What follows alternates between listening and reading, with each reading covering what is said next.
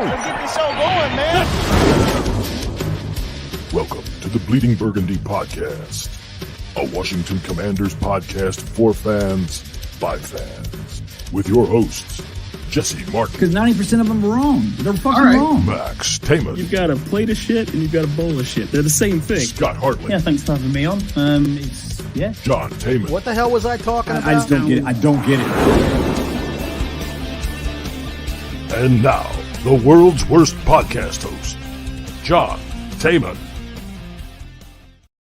Tell you something. When you're winning, it doesn't matter if you're the world's worst podcast host. Who's the biggest fan of Marcus Mariota? Oh, by the way, speaking of Marcus Mariota, people that you have never seen in the room at the same time, Marcus Mariota and, Squidward. I'm sorry, but the dude does have a honker. And I am not often able to say that. So a big-time victory over the Carolina Panthers. Hey, everybody. That was fucking fun, wasn't it? All right, we'll start with Jesse. Jesse, who's driving in the dark in his truck right now, coming home from his parents' house where he had a fine barbecue and a great win. Now, Friday, dude, you were fucking hollering at everybody about how you were. Let me talk real quick. If y'all just listened to me all week long, I was telling you this fucking team the Panthers weren't going to score more than 10 points on us. And guess what? They didn't score more than 10 points on us. And you know something? I've been telling you since goddamn March, Marcus Mariota is the baddest motherfucker on the planet. So if y'all listen to podcast hosts, that's something's wrong with y'all. These fan podcasts, they don't know what the fuck they're talking about ever. No, you know something. I gotta be honest with you. I don't think anybody out there listens to actual podcast hosts, except maybe me, because I keep the show going. Max, what did you think of the game? Oh, it was just great all around from the start to finish. We never really had it in doubt. Yeah. Well, I mean, the Jaden injury wasn't great. That was kind of worrisome at first. I'm glad he's okay. Yeah, when he went down that first run, when he went out to the left, that was a little worrisome. But then, once he went off and you could see that he was fine and coming back onto the field, it was all good. Scotty, what did you think of all that? Because you and I were kind of on the same page after the first run where he kind of went down awkwardly. Yeah, I was worried, mate. I was very worried to start off with, but overall, a fantastic game. And Jesse, you should have put that bet on, mate. I told you they weren't getting 20 points. So, yeah, no jersey for you, big lad. Yeah, there you go, big lad. Now, to be fair, Scotty, you are a whiny little pussy when it comes to this kind of stuff. So you were crying the blues early on. I'm sorry, I'm watching the Raiders game. They're getting ready to score. It's 4th and goal. Here comes the mustache. Oh. There was a point in time in our chat, and Jesus, I wish we could record our chat sometimes, but y'all sounded like me times 10. Oh my God, Marcus Mariota. Oh my God. Nah, this guy sucks. That's right. We sure did. As soon as he came in, I fucking started. Oh my God. Let me find the video. Jesus Christ. Where is it? There it is. It's hopeless. We'll never make it. Never. We're done for. Now, to be fair, I don't think any of us thought we were done for or it's hopeless. No, not against the Panthers. If any game could be good for Marcus Mariota to come in, it's this one. Scott, tell me what you think about that. Yeah, I was very much that GIF that you did, or that video that you just put on. I was just like, I just want one more score and that'll be enough. Dude, and then you obviously, are a pearl clutcher when we watch the game. That's for sure. 100%. Yeah, 100%. But it was good. It was a great game. I really enjoyed it, and that's what you want to do when you're playing terrible teams. You put up 40, and we didn't take our foot off the gas. Defense looked very good today. Offensively, excellent again. Mm-hmm. The only issue is obviously Jaden for next week, and we will get to that, I'm sure, through the week. Yeah, we will. All right, so Max, in building off of something like that, was there ever a point, even when Mariota came in, that you had any doubt that we would just continue to just trump this team? I mean, once we got up 10-0, game was in the hand. We were talking all week about how we were worried about the run defense. It's a team that they had 95 run yards as a team for a whole game. 95 run yards. There you go. And the fact of the matter was, you saw Andy Dalton. He had that what the fuck look that we are so used to as Commanders fans watching quarterbacks. That what the hell's going on? Look on the second possession of the game. First possession of the game, he throws it right to Cleveland Farrell for a freaking touchdown. That was Dante Fowler. Gosh, was Dante Fowler? Sorry. Number 6 is Fowler. Sorry, as soon as they made all these changes to the defensive line, hey, when you get that age, you become senile. That's what happens. I mean, Jesus Christ.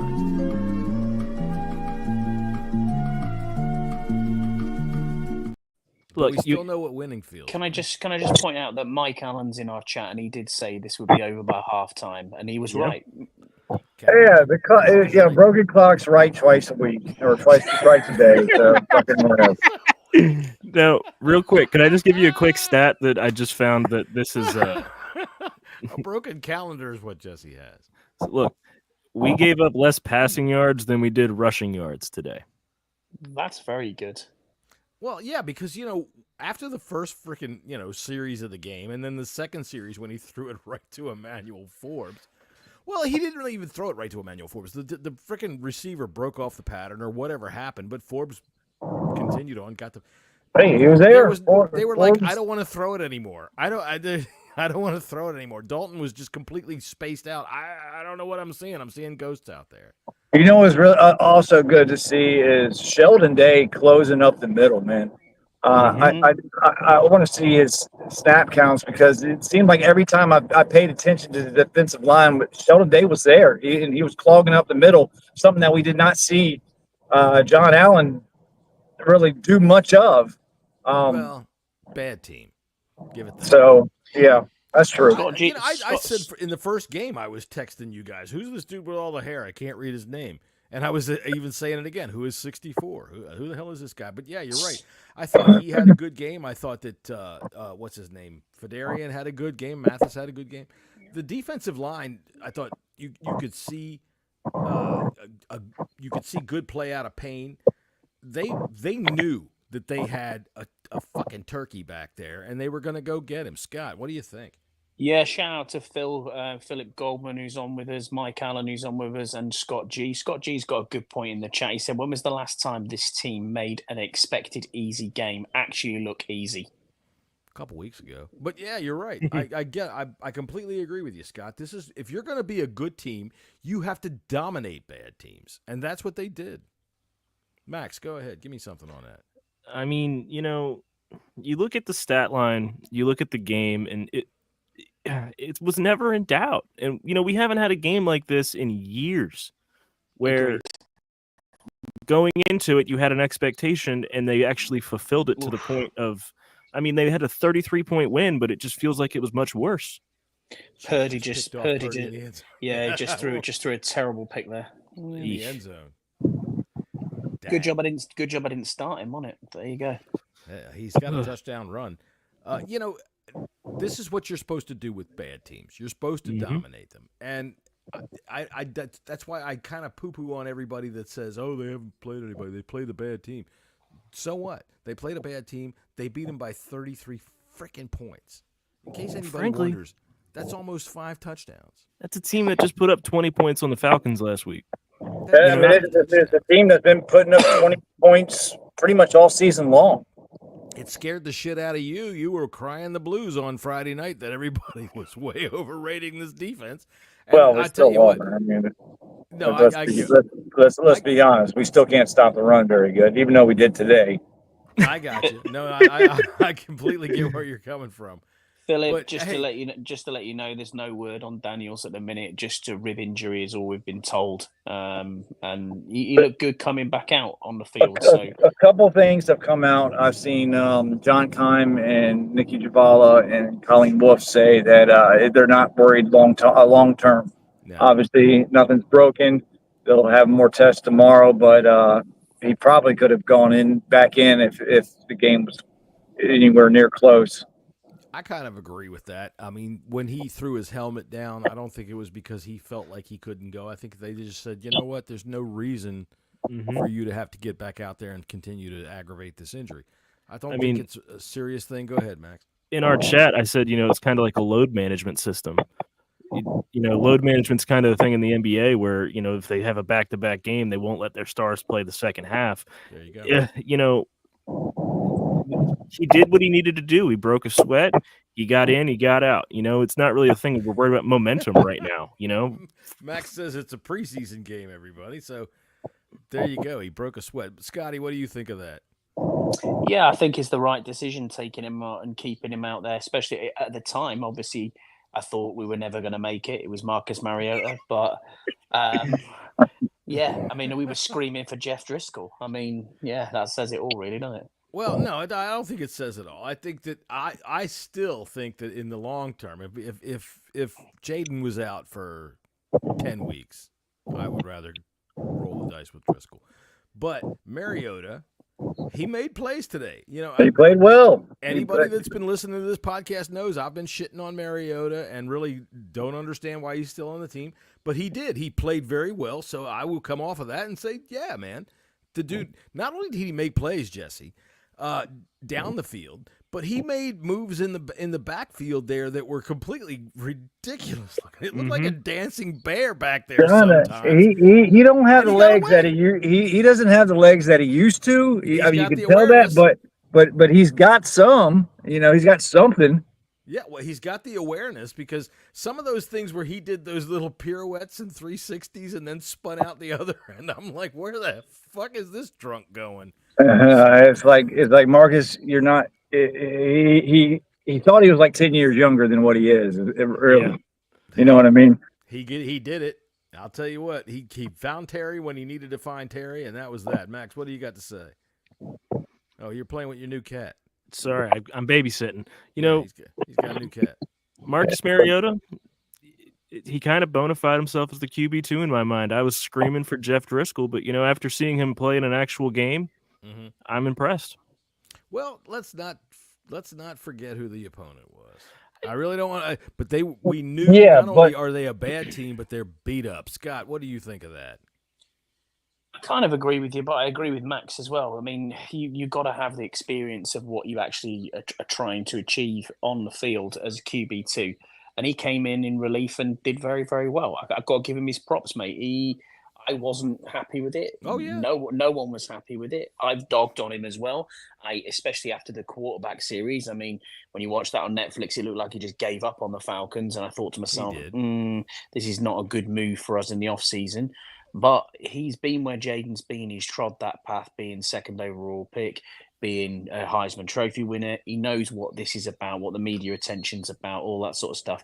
And he looked okay, mate. He looked pretty good. He made plays.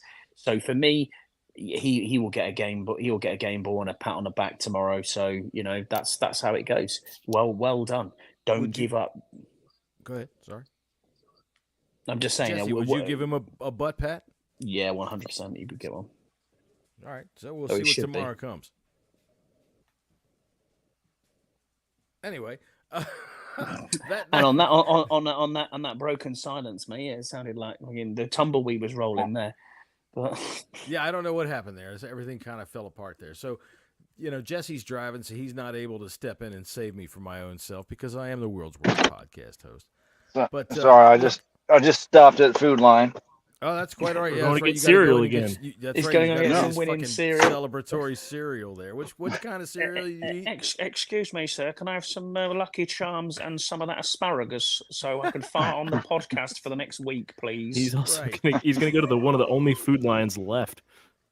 What are you talking about? What kind of cereal do you get? We have a million Food Lines around here. Yeah, it's called Wise up here now. Oh, really? Okay. Yeah, all right. It's granola. It's healthy cereal. You'd probably think it tastes like twig and berries. Do you know what, Mike? I haven't ever had a better sporting weekend than this. We absolutely destroyed the Panthers. The Falcons got a win on Friday night, and Carlisle are not as bad as I thought they were. Wow. Jesse's getting a cart, boy. I tell you what, he's going to get a couple of He's boxes of He's cereal. gonna get a pallet of cereal. That's He could All do right, us well, all a let's fuck favor with and put Jesse in the himself on grocery mute. store. So, okay, so obviously we are in an earbud. We're not going to be able to. Nobody Why can is hear us. why does Jesse Mm. look like Mick Foley? He's a brain dead wannabe wrestler. Ugh. Dick. All right. And the mustache just threw a pick. Oh, the mustache just threw a pick in the end zone. To lose the mustache game. mullet, the mulleted mustache. Oh, So yeah, Jesse's buying his cereal. Everybody that's out there, God damn it, there's a lot of people watching you in the grocery store right now, Jesse. There's a hell of a lot of people watching in the grocery store. So okay, who would you go ahead and say is the man of the match? Max, we'll start with you because that's all M's. Man of the match today, Marcus Mariota came in Marcus the relief Mariota, role. Man of the match from Max. Jesus, You know, he came in at a relief role. He came in, he did the job, put up 40 points on an awful team, and he got the W. That's all you can ask for. Scotty, what do you think? I am going to go with Dante Fowler Jr. I thought he had an exceptional game. He sure as hell did. He had 2 sacks, and he Pick was it him that six. got the interception? It Because was I keep pick thinking six. it. All right, and the pick 6, that was fantastic. You know, the best part about that pick 6 when you watch it again on replay, just look, okay? Because fucking Dalton throws it right to him, like he's the receiver. Dalton looks right at him and boop, just throws it right to him. It's fantastically funny. All right, my man of the match is going to be. You know what? Since I'll go ahead and say Marcus Mariota because you can't not give it to him, but I'll say Yeah, I know what you mean. Terry McLaurin because Terry McLaurin I thought had a good game for Marcus Mariota. He got open for him. He gave him a target, and Mariota, in all his fucking wisdom, hit him. Jesse, while you're shopping for cereal, who's your man of the match? Yeah, it's got to be. I'll go with Dante Fowler, man. He had a pick 6. He had a sack. And yeah, no, he was great. Oh, wait. We got somebody checking in from the road, coming home from FedEx Field. Using the word weird, which is really Keith is just as we're finishing up the podcast. You got anything for us, Keith? What do you got? I'm reporting to you live from Jesse's bedroom. Oh. Do you have a He's getting the- request for the so box he's of in- cereal? At least someone's in there. No. So he's in the supermarket getting the Jergens ready now. Do you have any requests on the cereal? Yeah, he's like, hey, baby, bring home the Count Chocula and some whipping cream. Hey, are you guys done Hey, with Keith, the I gotta podcast ask or you. what? No. Yeah, we're just now Hey, finishing I gotta up, ask but you if- something. Dude, we're welcome to talk to you. I don't mind talking to you. Go ahead. I Tell me what you gotta ask. I gotta ask Keith something now. Hey, right, did my yeah. sister find you? Did my sister find you? I could answer that, but I don't want to be disrespectful about your family. No, shut up. No, she was there. She was supposed to look for you guys. Well, how She was old is at the your game. sister? She's older than I am. Oh, well, no. I mean, I will. I'm going to call your wife right now and tell her to watch this. sir, All right, well- don't do that. I love my wife. All right. Canada Mike says, is Jesse buying his Tampax as well? And, sir, we have to make sure we don't step on John Kime's toes over there when it comes to Tampax commercials. I've gotten to the point really now where I'm like Pavlov's dog. And if I even see tampons in the grocery store, I start thinking about football thanks to John Kime. So, Keith, what did you think of the game today? Did you guys get to hang with Daryl Green at all?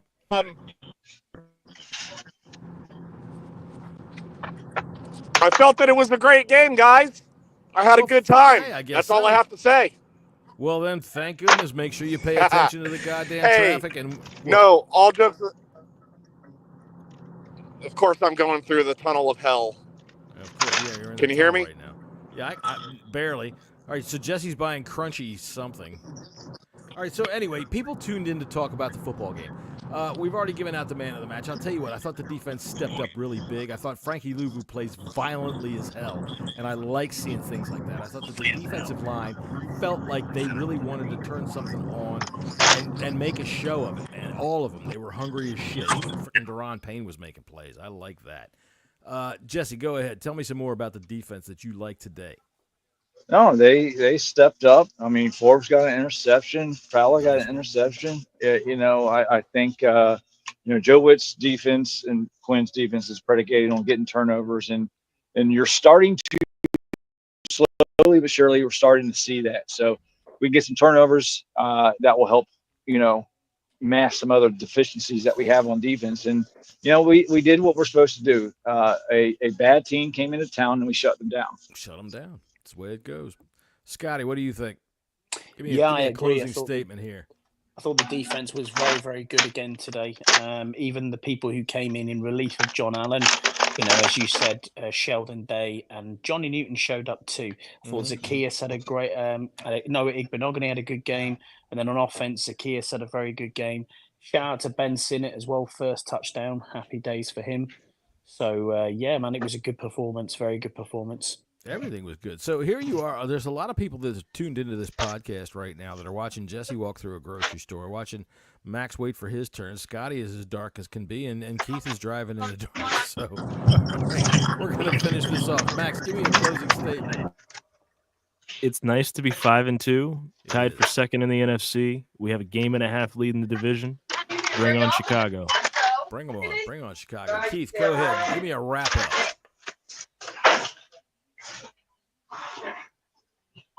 Keith is still in the tunnel. So I'm going to go ahead and say that, hey, man, this was a great fucking time to watch a game like this because you can enjoy it, right? They're so far out in front. I mean, everybody likes a good, tight game that you win, but it's also nice to blow the fuck somebody out, especially a team that should be blown out. And that, I think, is the key takeaway, and all of you have said the same thing. When you play a team that you are supposed to be better than, if we're going to be a good team, you blow out the bad team, and we fucking blew them out from the first goddamn 5 minutes on. Keith, you out of the tunnel yet? Jesse, put your shit on mute. This is a professional podcast, you asshole. All right, and with that, all right, so Keith, give me a closeout for the game. Hey, John, I agree with everything. I'd like to close out, but that asshole knocked over the goddamn. Yeah, he knocked over the mayonnaise. Hey, look, John, you pretty much closed it out and said everything I wanted to say. Great game. This is a fun team to watch. Listen, no matter what happens this season, we're on the come up, and I'm loving every minute of it. Absolutely. All right, so everybody, we will see you tomorrow afternoon at 5:30 for the Bleeding Burgundy podcast. You can come on at 4 o'clock, and you can start off with the bunker to get yourself right in the mood for it. The 1 Point Safety Show will be 3 o'clock on Thursday afternoon for all you people that are wasting time at work before you have to go home for the some of you for the weekend. And, hey, man, we will break it down big time tomorrow. Keith, we will invite you. And, by the way, congratulations on your new life change. I'm happy for you, my friend. And we will see everybody again. Real quick. Turn on the music. Go ahead, Real Max. quick. Trent Williams just got ejected. And also, Jack is 1-0. Jack is 1-0. And Trent Williams got ejected because he is a punk ass. And, I don't want him in the Ring of Fame. And if anybody wants to argue with me about that, you're welcome to take me up on it. Who the hell is Jack? Jack is the cat that's in Max's lap. Oh. He just adopted him yesterday, so Max has a brand. He's a new cat father, a new pet person. So, all right. He's sleeping peacefully. I love cats, Mike. Or who am I talking to? My name's on the screen. Keith, thanks, buddy. Max, I've had a few drinks. I love cats. I love them there cats, Mike. Hey, I'm on 95. Boy, watch out there. All right, don't say that while you're live on a podcast because we do happen to know that the police union listens to it. So anyway, actually they don't. The only person listening to this is Scouse's mom. I thought my son was going to be on. Where is he tonight? Anyway, we'll see everybody tomorrow afternoon at whatever time you decide to join us. 4 o'clock in the bunker, 5:30 for the Bleeding Burgundy podcast. And that's the end of that. See ya.